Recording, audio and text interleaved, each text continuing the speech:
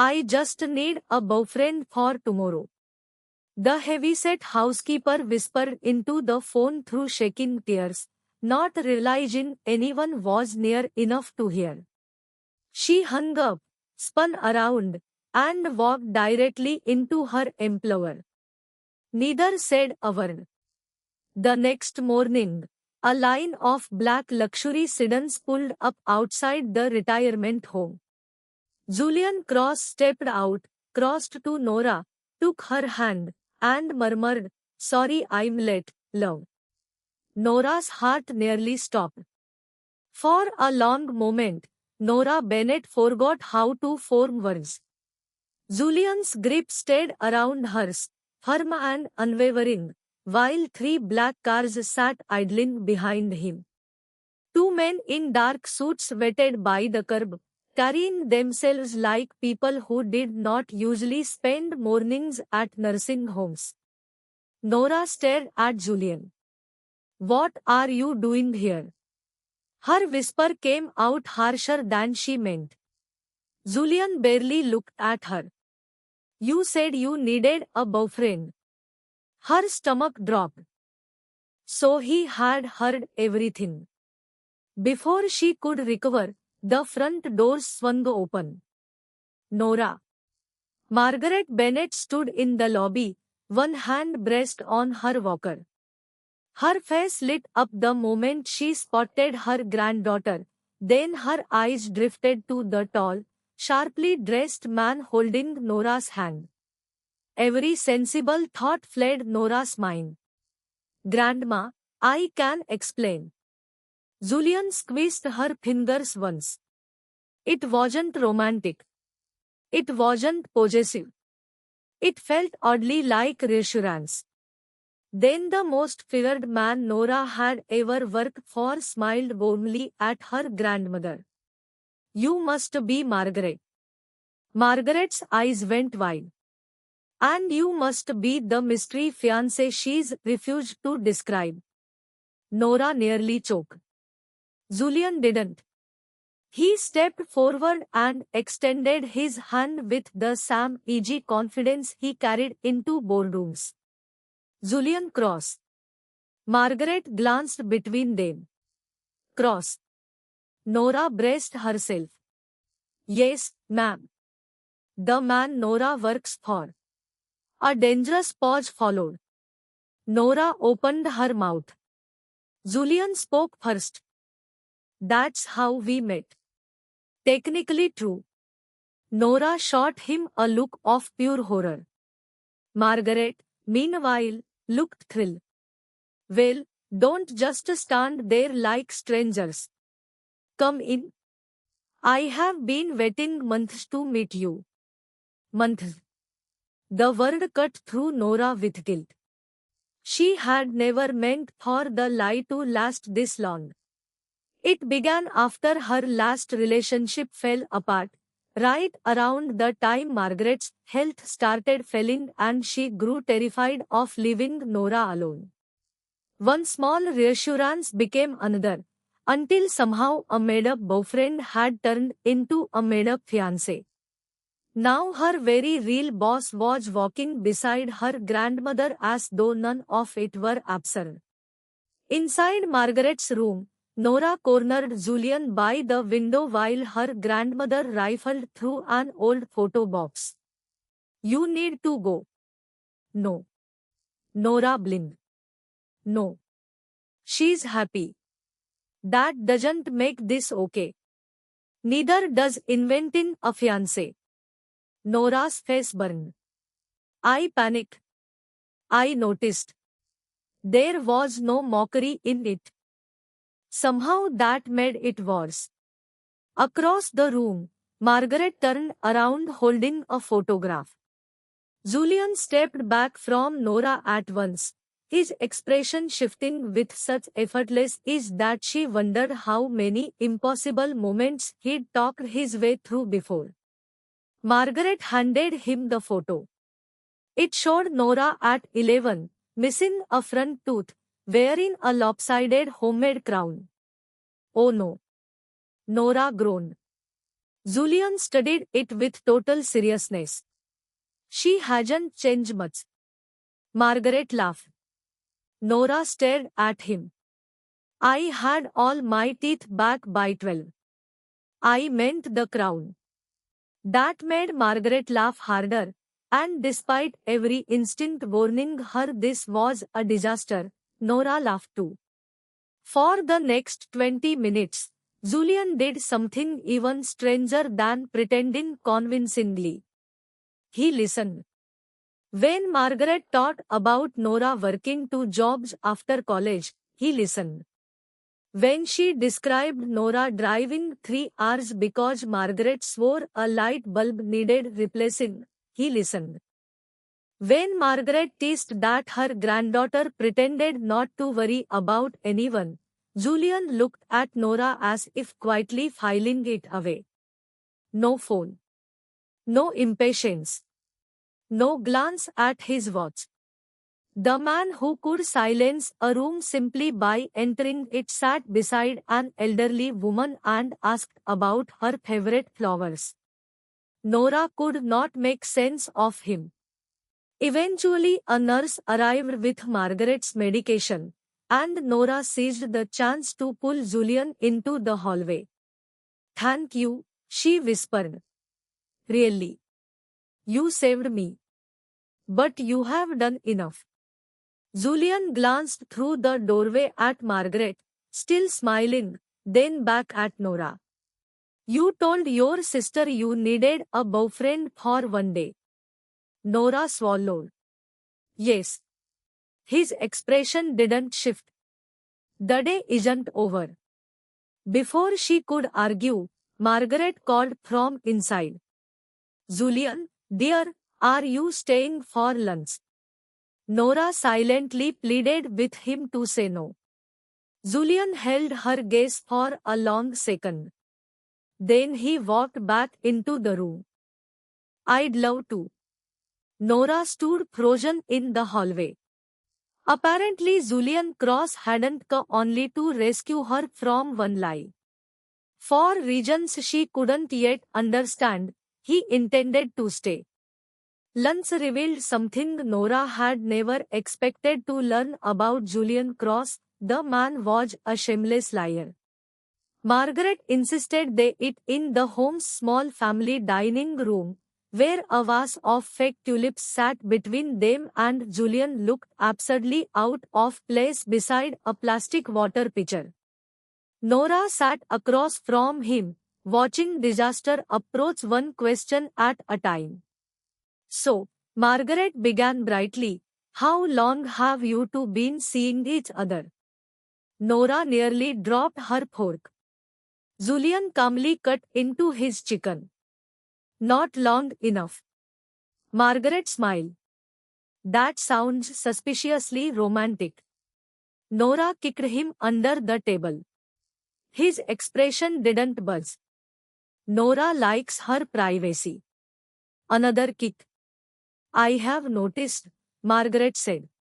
She's told me next to nothing about you. Probably wise of her. Nora stared at him. Margaret laughed. At least you were honest. Julian glanced at Nora, and for one dangerous second, real amusement flickered in his eyes.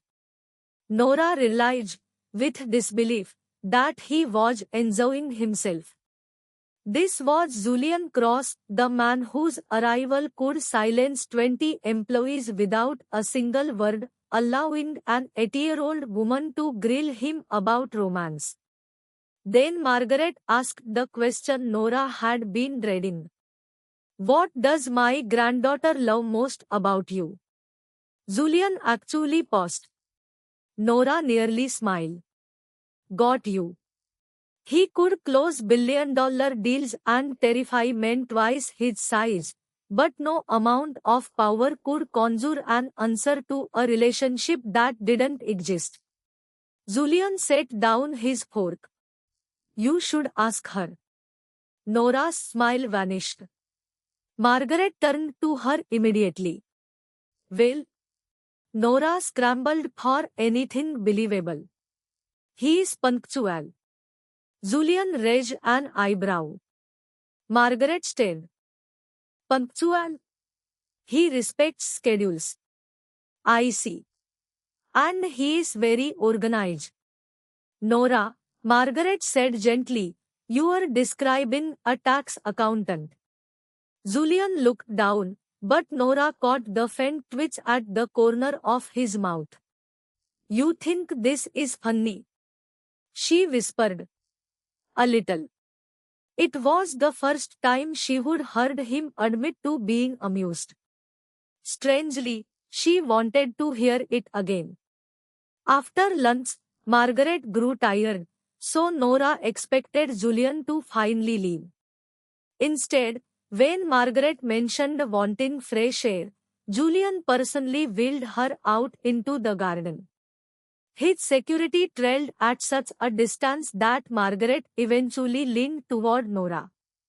Are those men always with him? Nora hesitated.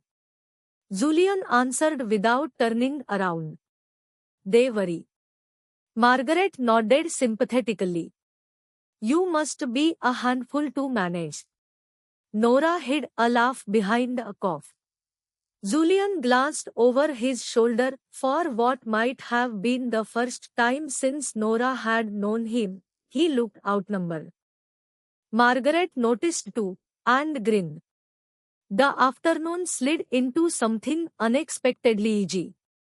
Margaret told embarrassing stories. Julian listened to everyone. Nora learned that Julian couldn't stand overly sweet coffee because Margaret insisted on ordering drinks for everyone and cross-examined him about his preferences. When Margaret complained that Nora never rested, Julian said quietly, I have noticed that. Those 4 words unsettled Nora more than all his pretending combined. He had noticed. She would assume she was nearly invisible to him at the estate, one employee among the dozens moving through rooms built for people richer and more important than she would ever be. Apparently she would been wrong. Later, while Margaret spoke with a nurse, Nora pulled Julian aside. You have officially survived lunch. Your job here is finished. So you have said. Julian. It was the first time she would use his first name without thinking. They both noticed. Nora lowered her voice. You don't have to keep doing this. His gaze settled on her face. I know. The answer stopped her cold. Not I promised. Not your grandmother needs this. Just, I know. Before she could ask what that meant, Margaret called them over. She wanted a photo. Nora tensed as Julian stepped beside her. This is unnecessary, she murmured. Smile. Don't order me to smile. Then don't. The nurse lifted the phone. At the last second, Julian's hand settled lightly against Nora's back. Not gripping. Not claiming. Just there. Nora looked up at him instinctively. The photo caught that exact moment, not Nora smiling for the camera, not Julian performing for Margaret, but Nora looking startled and Julian looking down at her. Margaret studied the picture afterward for several quiet seconds, a knowing softness settling into her face. Nora didn't notice. She was too busy wondering why Julian's hand had stayed at her back long after the photo had already been taken. By Monday morning, the photograph Margaret had insisted on taking felt impossible to shake. Nora returned to the Cross estate determined to restore order. She was an employee. Julian was her employer. The nursing home had been an extraordinary act of kindness, nothing more. That explanation held up until she walked into the breakfast room and found Julian drinking black coffee. He looked up. Your grandmother called me. Nora stopped walking. What? She thanked me for yesterday. Nora closed her eyes. Please tell me she didn't ask when you were visiting again. She asked what I wanted for dinner Sunday. Nora groaned. Julian calmly returned to his coffee. You could have told her you were busy. I did. Good. I moved a meeting. Her eyes snapped open. You what? Julian said nothing more. Nora stared, trying to understand why a man who guarded every minute of his schedule had rearranged one for a woman he'd known for a single afternoon. That evening she found him alone in the library, the same room where he'd overheard her call. For a while, neither mentioned it. Then Nora set a stack of books on the table. Why? Julian looked up from the document in front of him. You'll have to be more specific. Why are you still doing this? His expression gave nothing away. Nora pressed on before she lost her nerve. You helped me yesterday, more than helped me. You saved me from hurting someone I love. I'll always be grateful for that. She hesitated. But moving meetings, going back for dinner, that's not rescuing me from an awkward morning anymore. Julian's gaze dropped briefly to the table. For once, he didn't have an immediate answer. Nora noticed. There's something you're not telling me. Silence stretched between them. Finally, Julian closed the folder. My grandmother raised me. Nora had expected many answers. Not that one. Julian leaned back slightly. She was the only person in my family who never cared what I became, what I owned, or what people thought of my name. His voice stayed controlled, but something underneath it had shifted. She wanted one thing before she died. Nora waited. To see me come home because I wanted to be there, not because there was business to handle. He looked toward the dark window. She asked me to visit one Sunday. Nora's voice softened. And you couldn't. I could. That answer hurt more. I chose a meeting instead. Julian didn't dramatize it. He simply let it sit. She died 3 days later. Nora slowly sat in the chair across from him. There was nothing useful to say. No comforting sentence could rewrite the arithmetic of regret, one meeting, one missed Sunday, a lifetime left to remember both. I'm sorry, she said. Julian nodded once. When I heard you talking to your sister, I recognized something. What? The sound of someone trying to negotiate with time. Nora's eyes burned. Suddenly the black cars, the ridiculous boyfriend performance, the lunch, even his willingness to be interrogated by Margaret, made sense. You weren't helping me. I was. But not only you. No. Nora looked down at her hands. For 4 months she would assumed Julian Cross possessed the particular coldness available only to men who could buy anything. Now she wondered if she would mistaken discipline for emptiness. You know, she said quietly, Grandma would probably tell you guilt is a terrible way to honor someone. A faint change crossed his face. You have known her one day and you are already quoting her. She has strong opinions. She does. Nora smiled despite herself. Then Julian added, she also told me you were terrible at accepting help. Nora's smile vanished. She said that. In detail. I'm changing her phone number. For the first time, Julian laughed. It was quiet and brief, but real. Nora stared. The sound transformed him more than any smile could have. He noticed her staring, and the laughter faded, but the warmth stayed.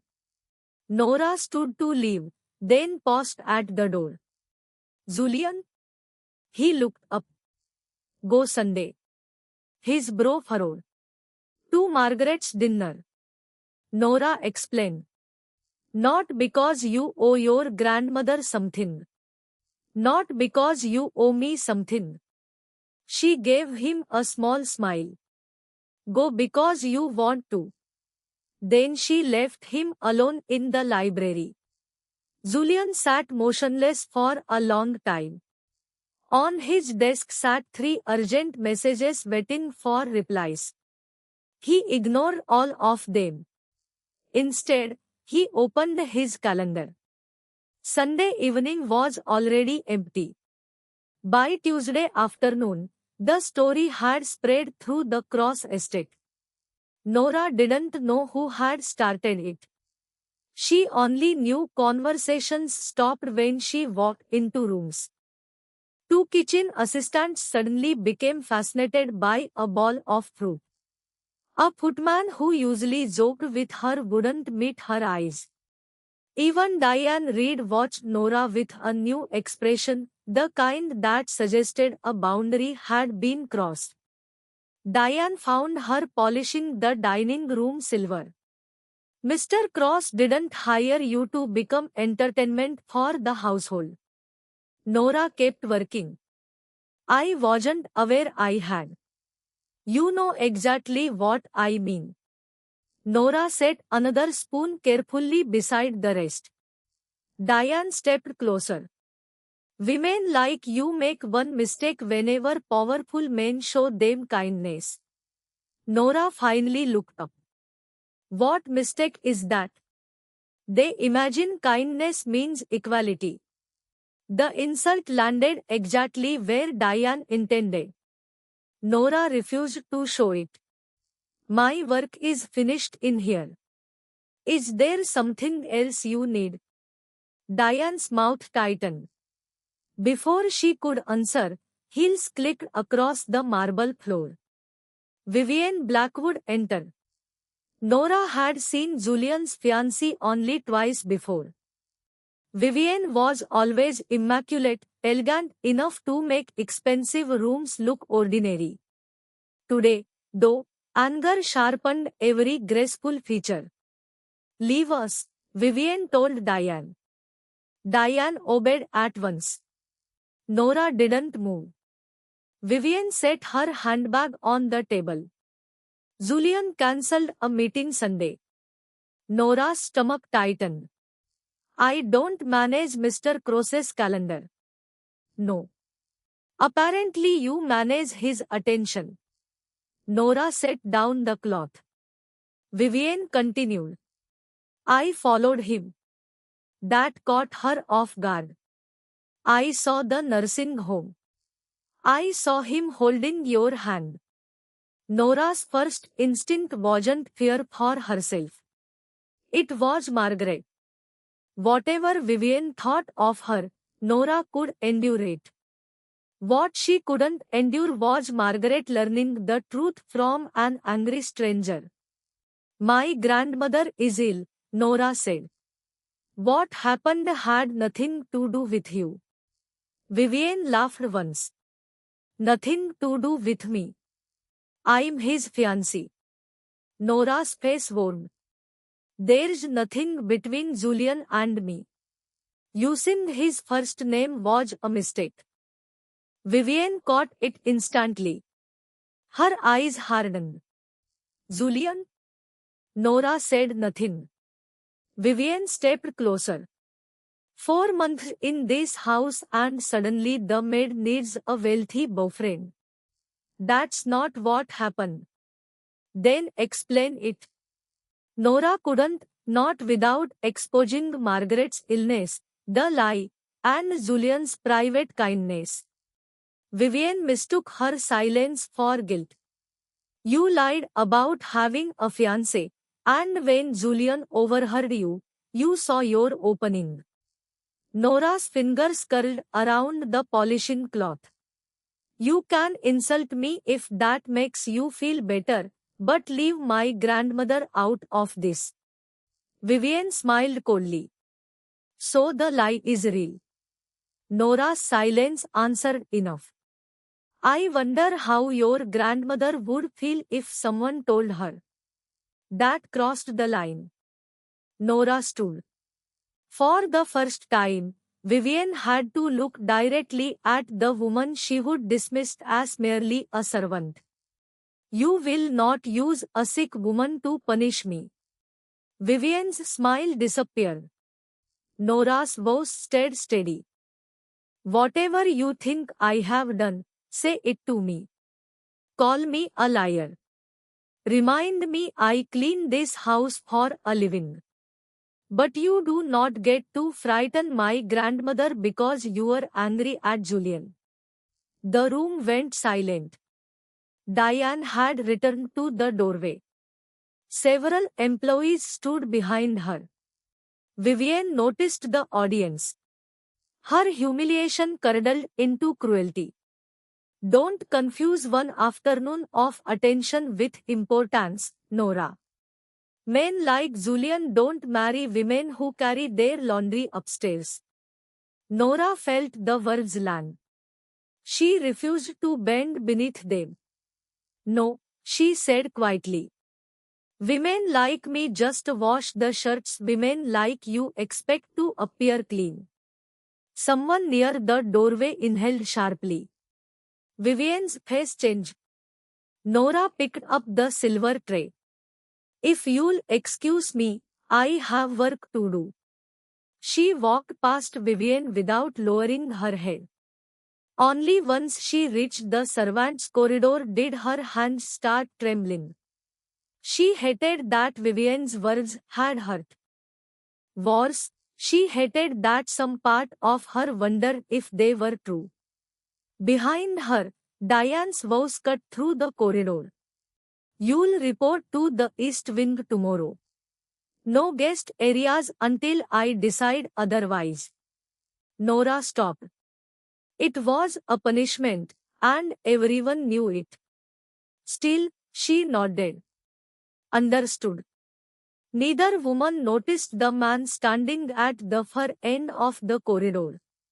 Julian had returned 20 minutes earlier, and judging by his expression, he'd heard enough. Diane. One word stopped everyone. Nora turned. Julian stood at the end of the hall, his coat still buttoned from outside. He didn't look angry. That was worse. Diane straightened immediately.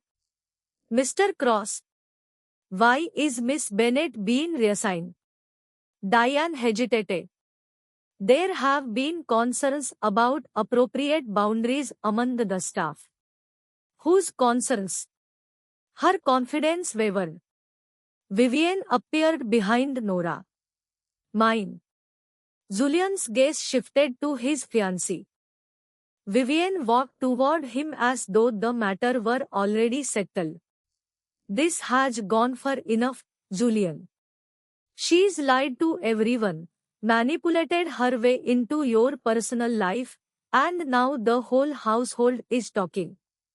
Julian's expression stayed unreadable. Did you threaten her grandmother? Vivienne stopped.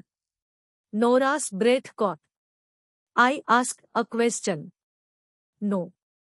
You threatened to expose something to a woman with a serious heart condition because you wanted to hurt Nora. The use of her first name seemed to change the air in the corridor. Vivienne noticed. So did everyone else. You are defending her. I am describing what happened. She's a maid. Julian looked at Vivian for several seconds. And the single word left her visibly stunned. Vivian gave a disbelieving laugh. You cannot seriously expect me to pretend there's no difference between someone like her and someone like us. There are several differences. Nora's stomach tightened. Julian continued. She works for what she has. She protects people who can't give her anything in return. And when you humiliated her in front of an audience, she still showed you more restraint than you have ever shown her. Vivian's face went pale. Nora could barely move. Julian hadn't called her beautiful. He hadn't claimed she was special because he wanted her. He had defended the things about herself that Nora actually valued: her work, her restraint, her love for Margaret. Vivian looked around at the watching employees. You are humiliating me. For her. No, Julian said. Your own behavior did that. Silence. Then Vivian's eyes narrowed. I'm your fiancé. Julian's gaze dropped briefly to the diamond on her hand. Not anymore. Nora stopped breathing. Vivian stared at him. You don't mean that. I don't say things I don't mean. Julian, think about what you're doing.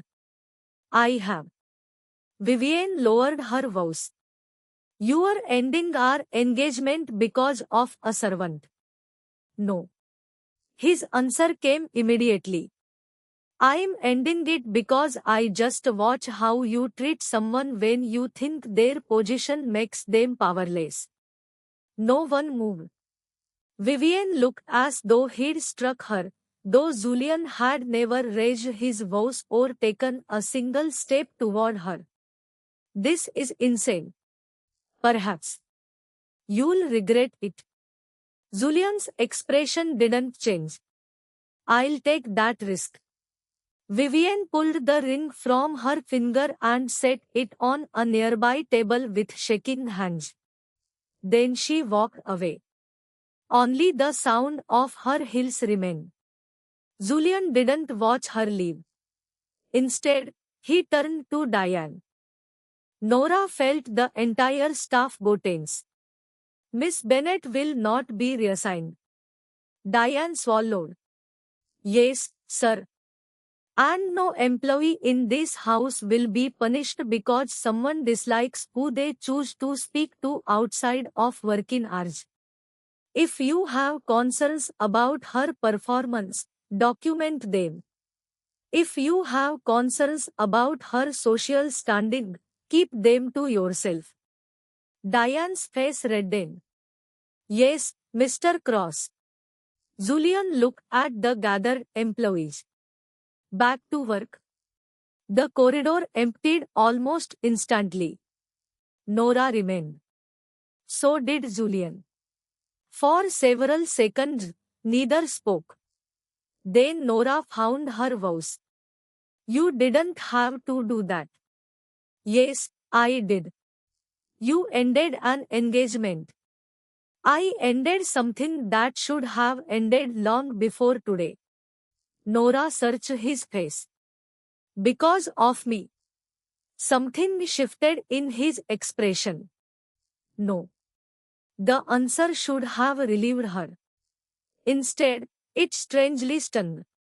Julian stepped closer, though he left enough space that she never felt cornered.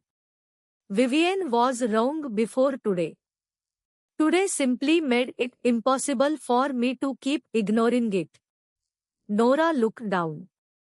She wasn't wrong about everything. Julian's eyes narrowed slightly.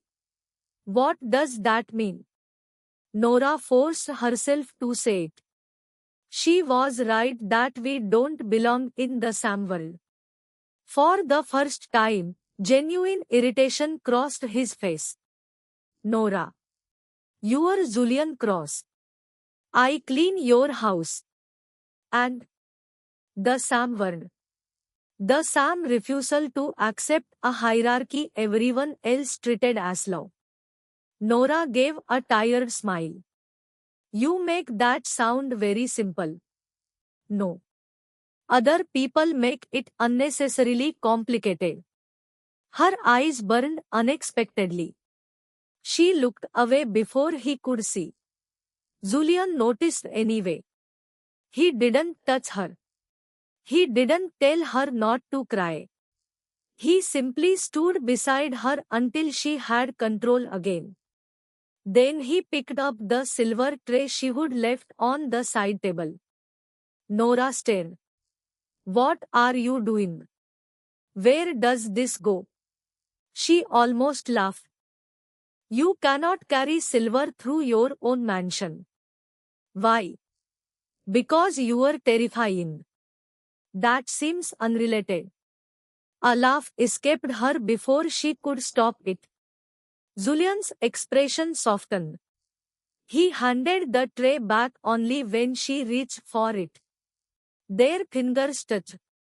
Neither moved right away.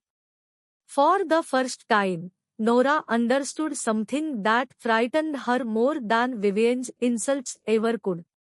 Julian was no longer merely protecting a lie. And whatever was growing between them was becoming much harder to pretend didn't exist. By Sunday, Nora had reached a decision. She could survive Vivian's contempt. She could survive gossip at the estate. What she couldn't survive was watching her grandmother trust a story that had stopped feeling harmless. So when Nora entered Margaret's room that afternoon, she came alone. Margaret immediately looked toward the hallway. Where's my handsome future grandson? Nora attempted a smile. Grandma, we need to talk. Something in her voice changed Margaret's expression. She set aside the book in her lap. All right. Nora sat beside her.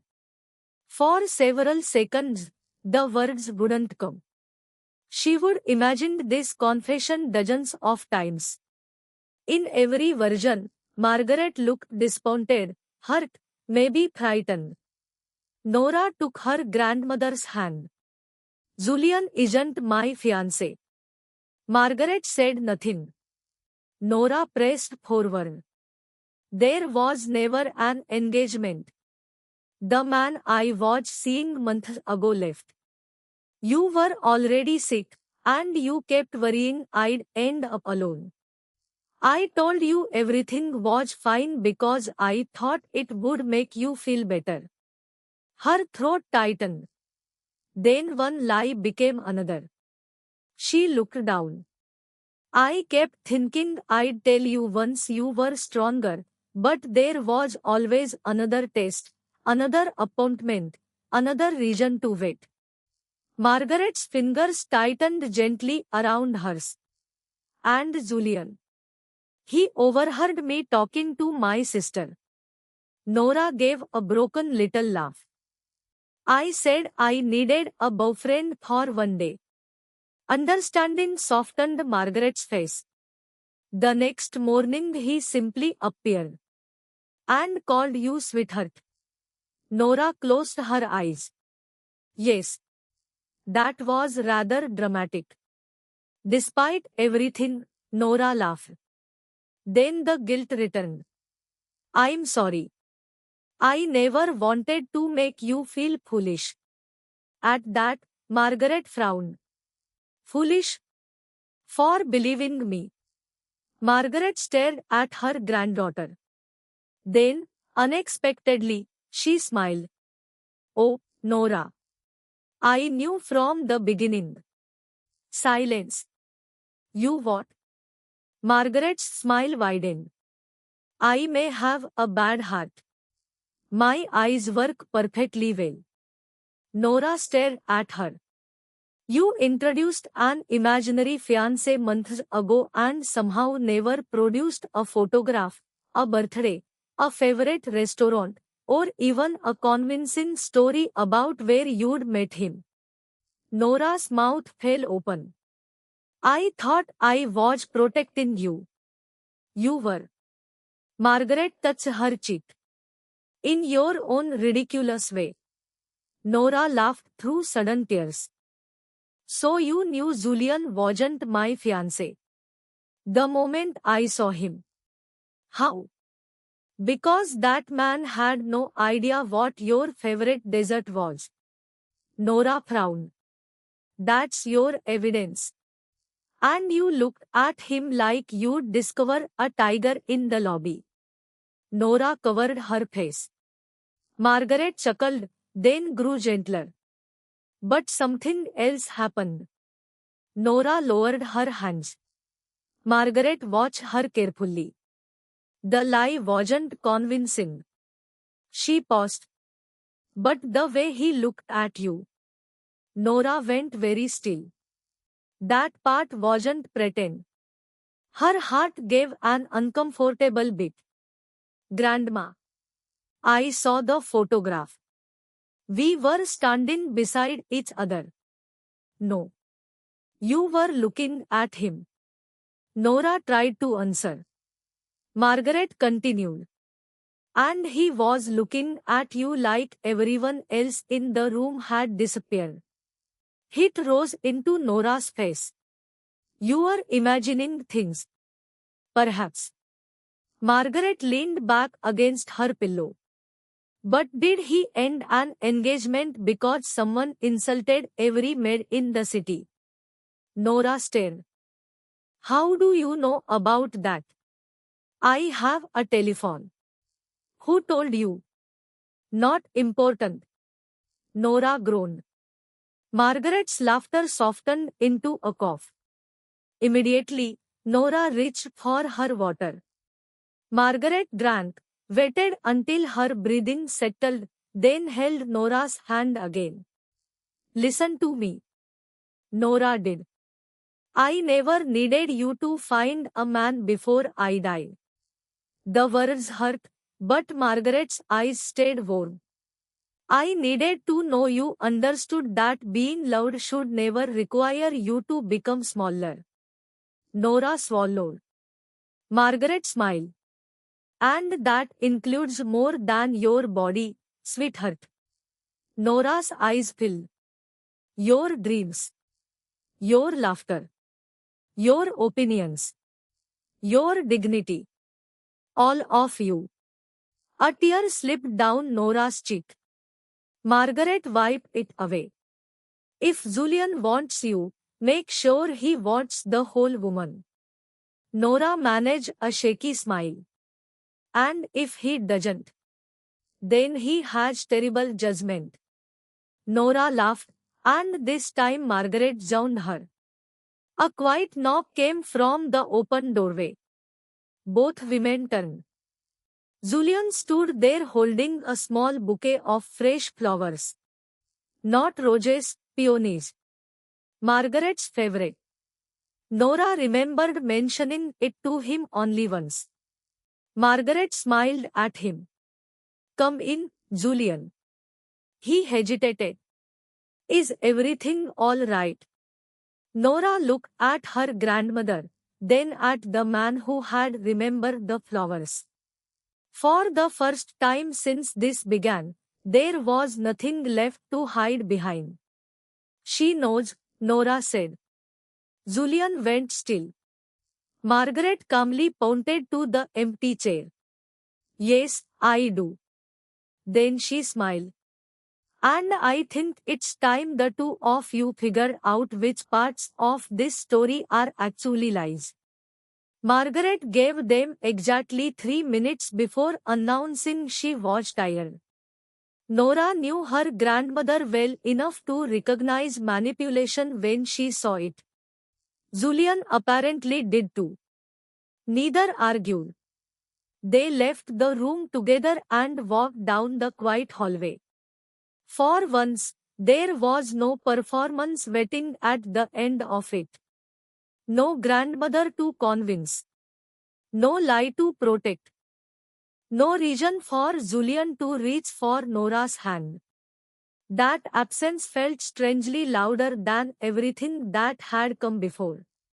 At the elevator, Nora finally spoke. You are free. Julian looked at her. From being my boyfriend.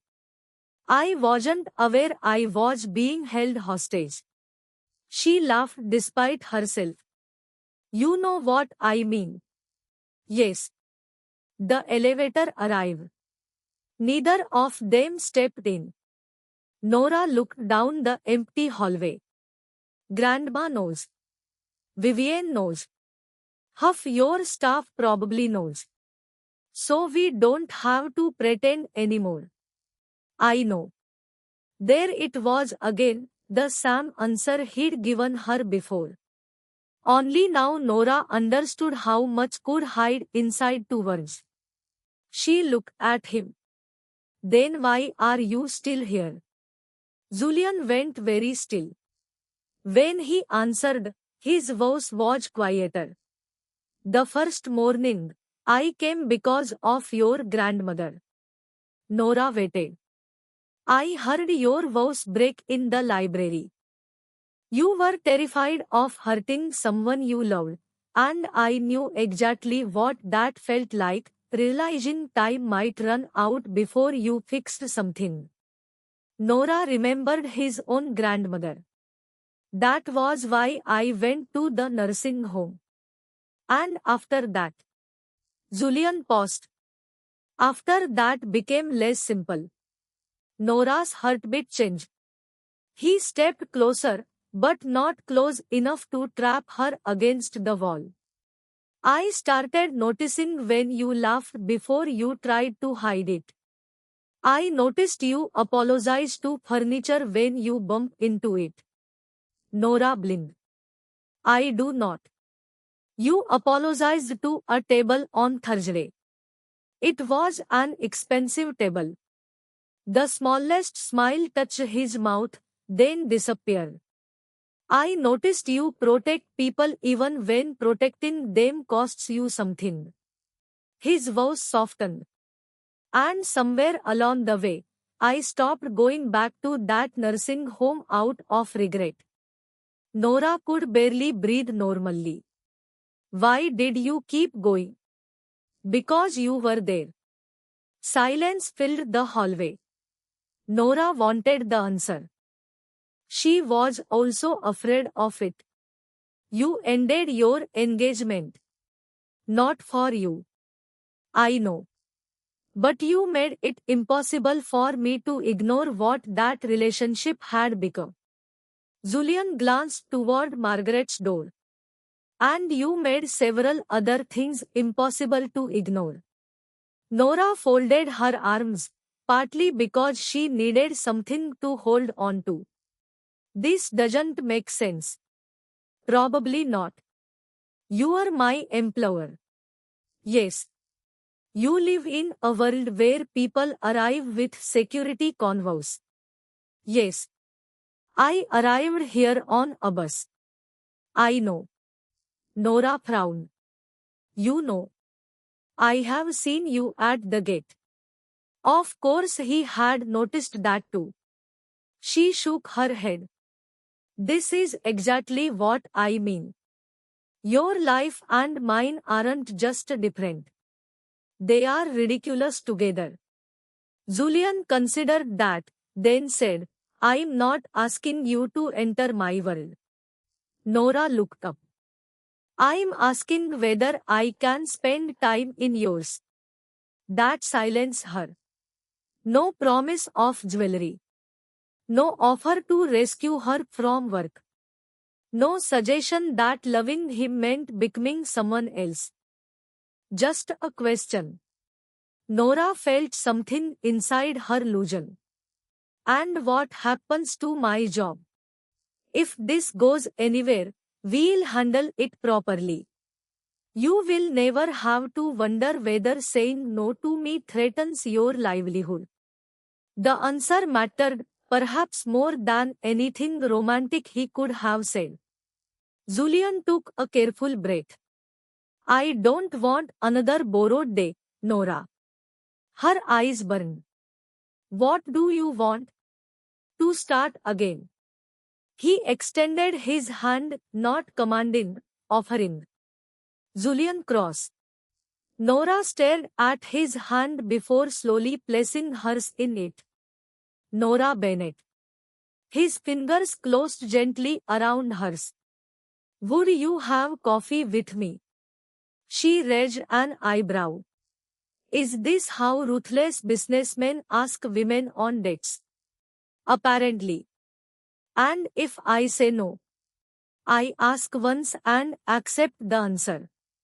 Nora smiled. Then yes. Something warm entered his eyes. But, she added, I'm choosing the coffee shop. Julian nodded solemnly. I suspected there would be conditions. That's not a contract. No. Nora squeezed his hand. Good. They finally stepped into the elevator together. There was no engagement, no pretending, no borrowed boyfriend, just two people standing side by side, uncertain of what came next. And for the first time, uncertainty felt less like something Nora needed to fear. It felt like a beginning. Months later, Margaret watched Nora and Julian exchange real engagement rings. Tears brightened her eyes. Now I can finally stop worrying. Julian kissed Nora's forehead. Tomorrow, you won't need to borrow a boyfriend anymore. Nora smiled through her tears. Because I already found my forever.